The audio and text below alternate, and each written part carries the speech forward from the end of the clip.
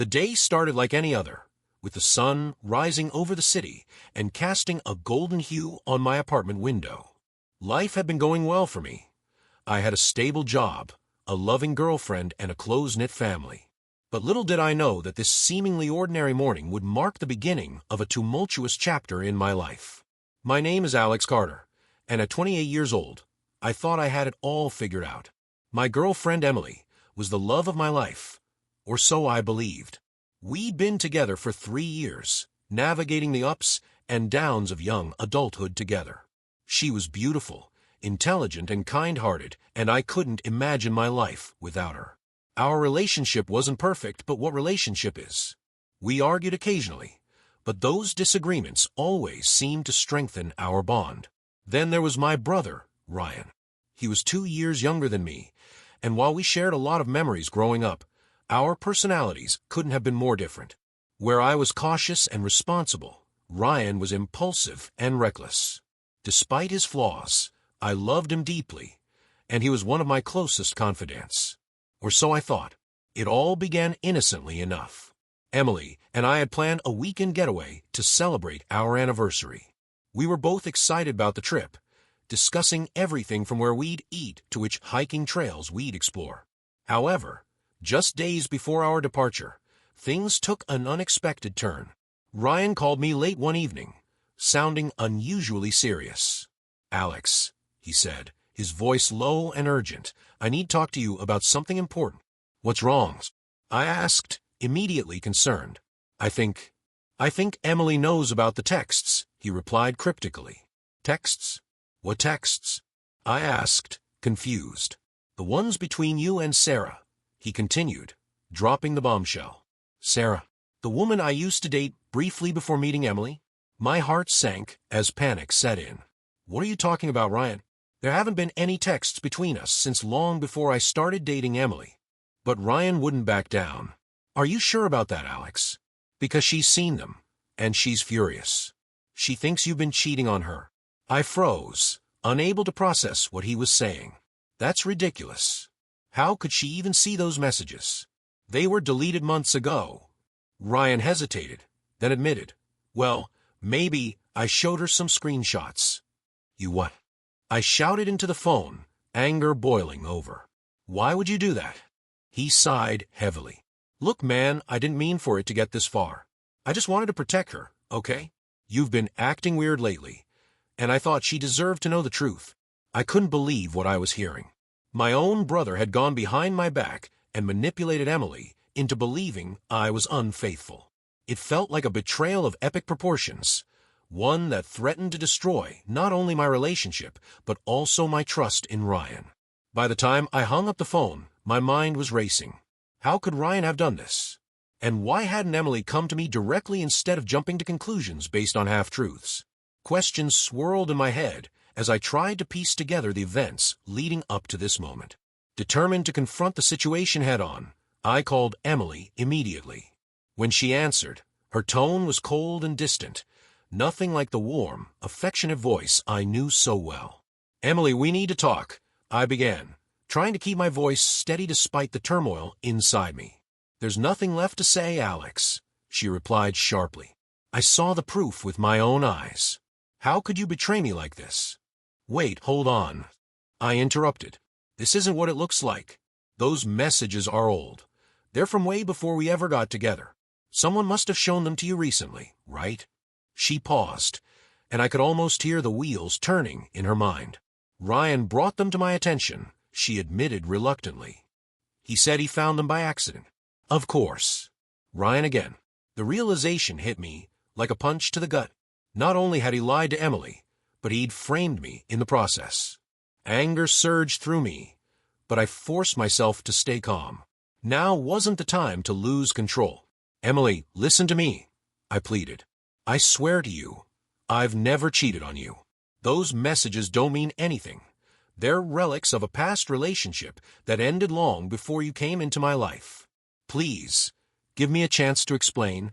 For a moment, I thought I detected a flicker of doubt in her voice. "I want to believe you, Alex," she said softly. "But after seeing those screenshots, it's hard to trust you right now." "I understand. I said, choosing my words carefully. But if you care about us at all, please meet me tomorrow. Let's sit down and figure this out face to face. After a brief silence, she agreed. Fine. Meet me at the cafe downtown at noon. Relief washed over me, though I knew the battle was far from won. Convincing Emily of my innocence would require more than just words. It would take action, transparency, and perhaps most importantly, time. As soon as I ended the call with Emily, I dialed Ryan's number once more. This time, however, I wasn't looking for answers. I was ready to confront him. When he picked up, I wasted no time getting straight to the point. You crossed the line, Ryan. Do you have any idea what you've done?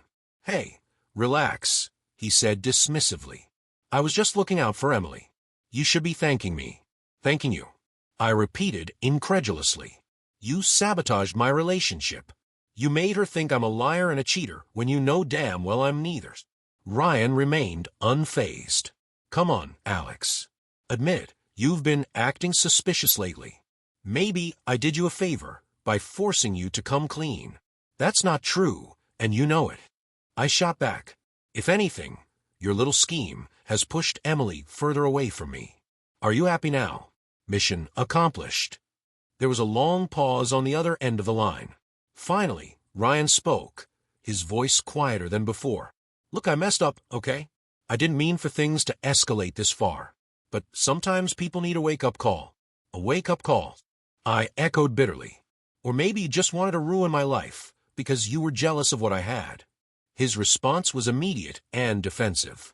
Jealous. Don't flatter yourself, Alex. I've got plenty going for me without needing to tear you down. But his words rang hollow, and deep down, I suspected there was more to his actions than he was letting on. Whatever his motivations, one thing was clear. Ryan's interference had caused irreparable damage to my relationship with Emily, and possibly to our sibling bond as well. The next day, I arrived at the cafe early, anxious yet hopeful. As I waited for Emily, I rehearsed what I planned to say, determined to make her see the truth. When she finally walked through the door, my breath caught in my throat. She looked tired, her usual vibrancy dimmed by the weight of recent events. We sat across from each other in uncomfortable silence until she broke the ice. So, Alex, she began, her voice tinged with skepticism. Explain yourself. Taking a deep breath, I launched into my story, recounting every detail of my conversation with Ryan the previous night. I told her about the old messages, the screenshots, and how my brother had deliberately misled her. Throughout my explanation, I maintained eye contact, hoping she could see the sincerity in my eyes.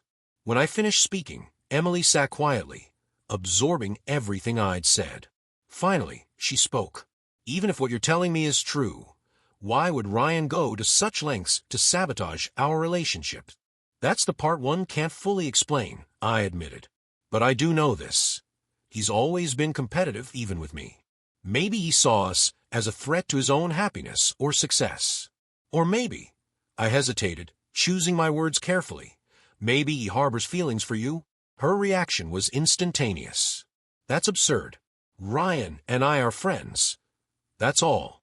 I nodded, understanding her reluctance to entertain the possibility.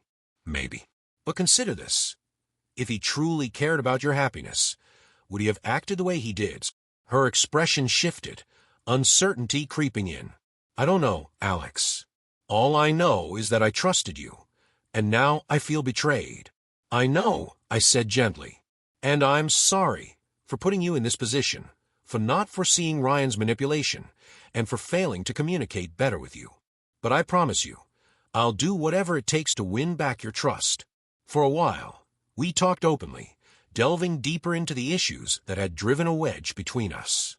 By the end of the meeting, while no definitive resolution had been reached, I felt cautiously optimistic. Emily agreed to take some time to think things through, and I vowed to respect her decision regardless of the outcome. Days turned into weeks as Emily processed everything that had transpired. Meanwhile, tensions between Ryan and me reached an all-time high. Arguments erupted frequently, often escalating into shouting matches that left both of us drained and frustrated. One evening, as I was preparing dinner, my phone buzzed with an incoming message. To my surprise, it was from Ryan. "Meet me at the park tonight," he wrote simply. "We need to talk." Curious and wary, I complied. When I arrived, Ryan was sitting on a bench, staring out at the lake. His demeanor was subdued, almost defeated. "I owe you an apology," he said without preamble. Surprised, I sat down beside him. "Go on." "It wasn't just jealousy," he confessed.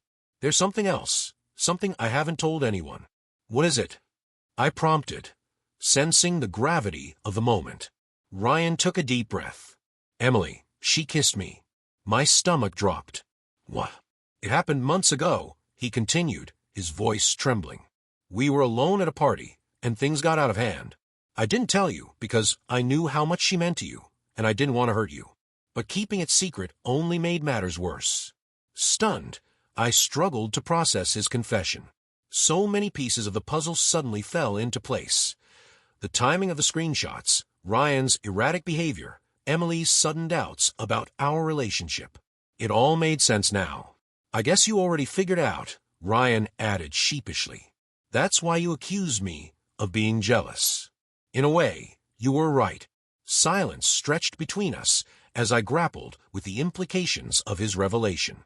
Betrayal, anger, and sadness warred within me, threatening to overwhelm me. Yet amidst the chaos, a strange sense of clarity emerged. "Thanks for telling me," I said finally. "I appreciate your honesty, even if it's late." Ryan nodded, relief evident on his face. "Just promise me one thing." "What's that?" "If you ever decide to forgive me, don't let this ruin your friendship with Emily. She loves you, Alex, more than she realizes." With that, we parted ways, each carrying the weight of our shared secrets. In the weeks that followed, I reached out to Emily once more, sharing Ryan's confession with her. Initially, she was shocked and hurt, struggling to reconcile her feelings for both of us. Over time, however, she began to see the bigger picture, the lies, the manipulations, and the underlying truths that had shaped our respective actions. Our journey toward reconciliation wasn't easy. Trust had been shattered, and rebuilding it required patience, vulnerability, and mutual effort. Slowly but surely, we worked through our issues, emerging stronger and more resilient than ever. As for Ryan, our relationship remains complicated. While I may never fully forgive him for his role in our ordeal, I recognize that he too was a victim of circumstance, a flawed individual grappling with his own insecurities and desires. Looking back, I realize that every relationship, whether romantic or familial, is built on a foundation of trust. When that trust is broken, it takes courage and compassion to repair it. And those scars remain.